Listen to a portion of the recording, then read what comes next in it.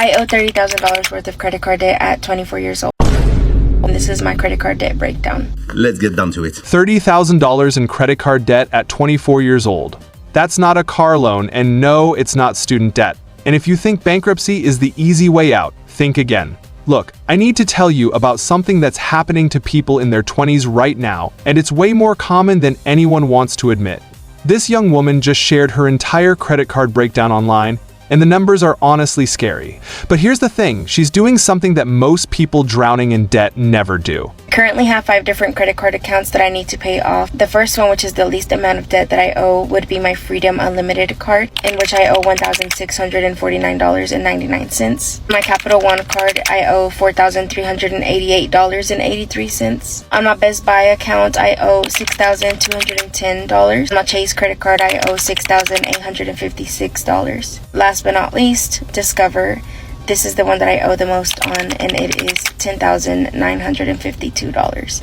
That brings me to a total of $30,057.68. She's facing it head-on, sharing the exact numbers, and making a plan to get out. And whether you're in debt right now, thinking about opening another credit card, or just trying to understand how someone ends up 30 grand in the hole before their brain is even fully developed, you need to hear this story because the traps that caught her are everywhere, and you might be walking straight into one without even knowing it. I've looked into filing for bankruptcy, but I don't think that that's the best route for me at this time. I think that I won't qualify for Chapter 7, and I also don't think that Chapter 13 would be the best option either. There's no other option for me other than just finding other ways to make money and paying this off as soon as possible. I'm turning 25 soon, and my goal is to become debt-free and just be more smart with my money, and honestly just never get myself back into this position.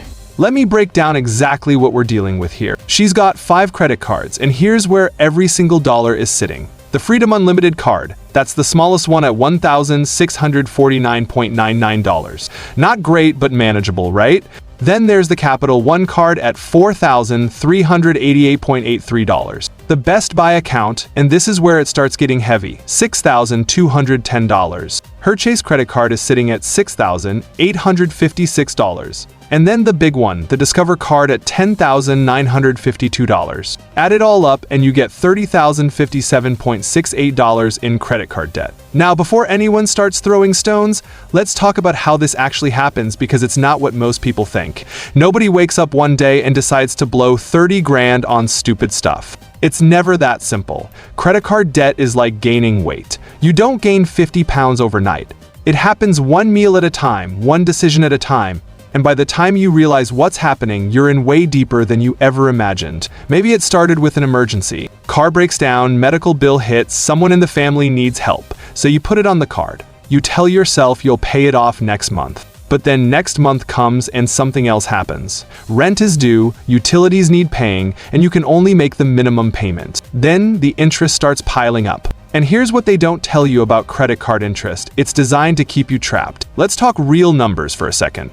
The average credit card interest rate in 2024 was sitting around 20 to 25%. Some cards go even higher. Let's say her average rate is 22% across all 5 cards. On $30,000, that means she's paying about $6,600 in interest every single year if she's only making minimum payments. That's $550 a month just in interest. Not paying down the actual debt. Just interest. That's more than some people's car payments. It's more than a lot of people spend on groceries. And it's money that's just disappearing into thin air. But here's where her story gets really interesting, and where we can actually learn something. She looked into bankruptcy. Chapter 7 specifically, which is the kind where your debts get wiped out completely. Sounds like a dream solution, right? You guys have a lot of questions about my $30,000 credit card debt, and I have some answers. First question that I have here is, why do I not qualify for Chapter 7 bankruptcy? I did my research and I found out that to qualify for Chapter 7, I need to pass a means test, and in Texas the gross income limit for that is $6,000, and since I am married and I live with my husband, both of our incomes would be considered for that, and we make way more than $6,000 a month gross. And so because of that, I would not pass the means test and I would not qualify for Chapter 7. Chapter 13 maybe with a finance plan, but I still don't think that that would be the most beneficial, so I'd rather just try and pay off this debt on my own. Wrong. She doesn't qualify. In Texas, where she lives, you have to pass something called a means test. Basically, if you and your spouse make more than $6,000 a month combined gross income, you don't qualify for Chapter 7, and they make more than that, so the door's closed. Chapter 13 bankruptcy. That's the other option where you get on a payment plan, but she doesn't think that's the right move either. And honestly, she might be right. Bankruptcy destroys your credit for 7 to 10 years. Good luck getting an apartment, a car loan, sometimes even a job with a bankruptcy on your record. Some employers check credit reports, especially for positions that deal with money. The next question is debt consolidation loans. I do not qualify for those or personal loans because my credit utilization is way too high. No bank is going to approve me. I literally have no other option than to just work hard, sacrifice, and make extra payments to my cards until I can pay them all off. Another thing I saw someone comment on that video was that I need to pay off my credit card debts from highest interest to the lowest interest, and I'm choosing to do the snowball method, which is basically paying off the smallest balance first, giving all the minimum payments to all the other credit cards, and making additional payments to my smallest debt. And once I finish with that smallest debt, I will move on to the next smallest debt. Then there's debt consolidation loans. People love suggesting these. Take out one big loan at a lower interest rate, pay off all the credit cards, and boom, you've got one payment instead of 5. That sounds perfect, but here's the problem. Banks aren't stupid. They look at something called credit utilization, which is how much of your available credit you're using. If your cards are maxed out or close to it, no bank is giving you a consolidation loan. You're too risky. They think if they give you more money, you'll just rack up more debt. So that door is closed too. This is the part where a lot of people would just give up. I mean, think about it. Can't file bankruptcy.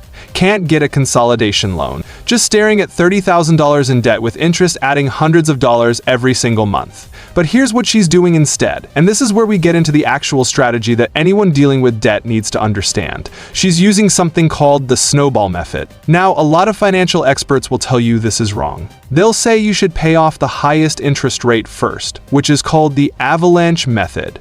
Mathematically, the avalanche method saves you more money in interest. That's just facts. But here's the thing about human psychology that spreadsheets don't account for. Debt isn't just a math problem, it's an emotional problem. When we're staring at $30,000 in debt, you need wins. You need to see progress. You need to feel like you're actually getting somewhere, or you'll give up. The snowball method works like this. You make minimum payments on everything, but then you throw every extra dollar you can find at the smallest debt.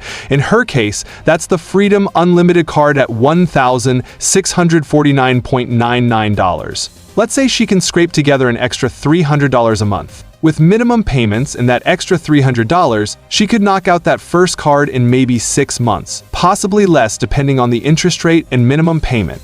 And when that card is gone, she doesn't celebrate by spending money. She takes that entire payment, the minimum she was paying plus the extra $300, and she rolls it all into the next smallest debt.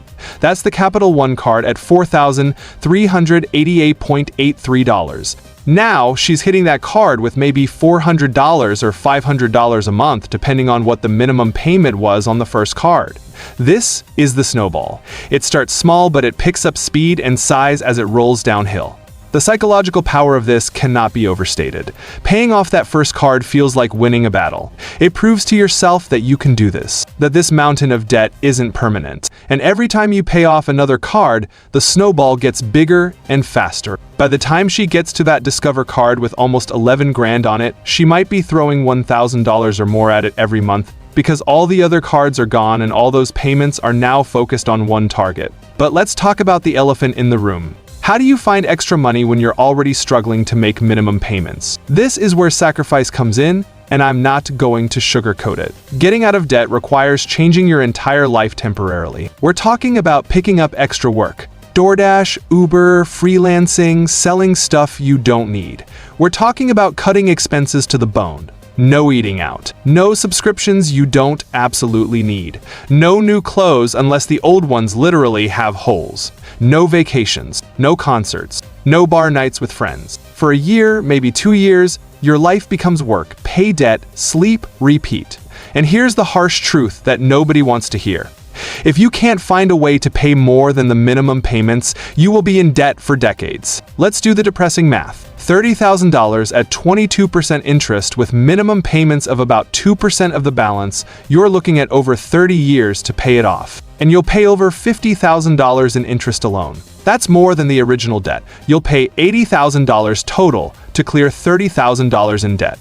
That's why minimum payments are a trap. The credit card companies designed it that way. They want you making minimum payments forever because that's how they make their money. So what can you do if you're watching this and you're scared you might end up in the same situation, or maybe you're already there?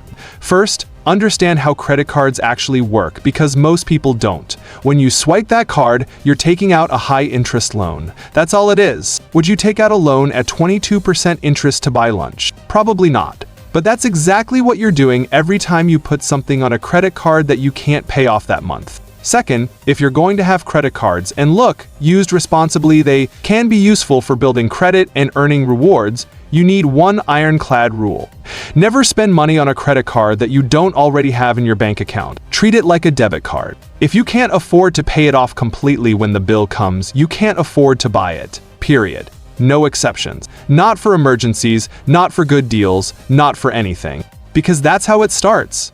One emergency. One time you tell yourself you'll pay it off next month, and then next month comes and you can't. Third, build an emergency fund before you do anything else. I know, everyone says this and it sounds impossible when you're living paycheck to paycheck. But here's the thing. Most of the debt people rack up comes from emergencies they weren't prepared for. Car repair, medical bill, job loss, broken phone, whatever. If you don't have cash sitting in a savings account for emergencies, you're one bad day away from credit card debt. Start small. $500 is better than nothing. $1,000 is even better. Eventually, you want 3 to 6 months of expenses saved up, but that comes later. Right now, just focus on getting something in the bank so the next emergency doesn't go on a credit card. Fourth, understand the difference between needs and wants because this is where most people mess up. You need housing, food, utilities, transportation to work, and basic hygiene products. Everything else is a want. New phone?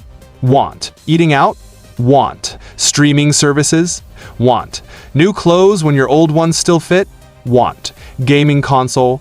Want. This doesn't mean you can never have nice things. It means you have nice things after you're financially stable, not before. Fifth, and this is big, increase your income. You can only cut expenses so far. There's a floor. But there's no ceiling on how much you can earn. That might mean asking for a raise, switching to a higher paying job, learning a new skill, starting a side hustle, whatever it takes. A lot of people hate hearing this because it sounds like hustle culture nonsense, but the math doesn't care about your feelings. If you're spending $3,000 a month and earning $3,200, you've got $200 a month to work with. If you're earning $4,000, suddenly you've got $1,200 to throw at debt. More income fixes a lot of problems. Let's talk about something else that doesn't get mentioned enough: the emotional and mental toll of debt. This isn't just about numbers on a screen. Debt affects your sleep. It affects your relationships. It affects your mental health. You're constantly stressed, constantly worried, constantly feeling like you're drowning. And that stress makes it harder to make good decisions, which can lead to more debt. It's a vicious cycle. This is why having a clear plan matters so much. When you can see the path out, even if it's a long path, it's easier to keep going. The snowball method works partly because it gives you that path. You can see each card getting paid off. You can track your progress. You're not just throwing money into a void. Now, let's address something important. Some people are going to watch this and think, well, she got herself into this mess, she has to deal with the consequences. And sure, personal responsibility matters. But let's also be real about the system. Credit card companies spend billions on marketing specifically targeted at young people who don't understand how credit works. They offer cards to college students with zero income. They make it incredibly easy to get approved. They advertise rewards and benefits while burying the interest rates in fine print. They set minimum payments deliberately low to maximize interest. This isn't an accident. It's a business model designed to profit off people who don't fully understand what they're signing up for. Financial education in schools is basically non-existent. Most people graduate high school without understanding interest rates, credit scores, budgeting, investing, any of it. We teach kids calculus, but not how to balance a checkbook. We teach Shakespeare, but not how compound interest works. So yeah, personal responsibility matters, but let's not pretend the deck isn't stacked against young people from the start. Here's what I respect about this woman's approach. She's not hiding. She's not pretending everything is fine. She's not trying to keep up appearances on social media while drowning in private. She put the numbers out there, acknowledged the problem, and made a plan. That takes guts. A lot of people in debt suffer in silence because they're ashamed. But shame doesn't pay bills. Action does. The goal she set for herself is to be debt-free by 25, or as close as possible. Is that realistic? Maybe, maybe not. Depends on how much extra income she can generate and how aggressive she can be with payments. But having a goal matters. Having a timeline matters. Because without it, debt just becomes this abstract thing that exists forever. With a goal, you have something to work toward. Every dollar you pay down gets you closer. Every card you eliminate is progress you can see and feel. If you're sitting there watching this with your own debt, whether it's $3,000 or $30,000 or $300,000, here's what you need to do today. Not tomorrow. Today. First, write down every single debt you have. Credit cards, personal loans, student loans, car loans, everything. Write down the balance, the interest rate, and the minimum payment. You need to see the full picture. Second, make a budget. Track every dollar coming in and every dollar going out. Use an app, use a spreadsheet, use pen and paper, doesn't matter. Just track it. You can't fix a problem you can't see. Third, commit to not adding any more debt. Cut up the credit cards if you have to. Freeze them in a block of ice, whatever it takes. You can't dig yourself out of a hole while you're still digging. Fourth, find one thing. Just one thing you can cut from your budget or one way you can make an extra $50 this week. That's your start. It doesn't have to be perfect. It just has to be something. The road out of debt is long, and it's hard, and there will be days you want to give up. Days where you're tired of saying no to things. Tired of working extra hours. Tired of watching everyone else seem to have money for fun while you're grinding away at interest payments. But here's the thing. Temporary sacrifice leads to permanent freedom. A couple of years of intense focus on getting out of debt sets you up for decades of financial peace. The alternative is decades of debt stress for temporary comfort now. At 24 years old with $30,000 in credit card debt, this woman is facing a mountain, but mountains get climbed one step at a time. Every payment is a step. Every card paid off is reaching another checkpoint. And when she finally makes that last payment and watches that balance hit zero, it's gonna feel better than anything she could have bought with that money. Being in debt is not a good feeling, especially not $30,000 worth of credit card debt at the age of 24. So I'm going to try my best to get out of this as soon as possible. If you want to see more real stories about money, debt, and financial recovery, make sure you're subscribed because we need to talk about this stuff more honestly.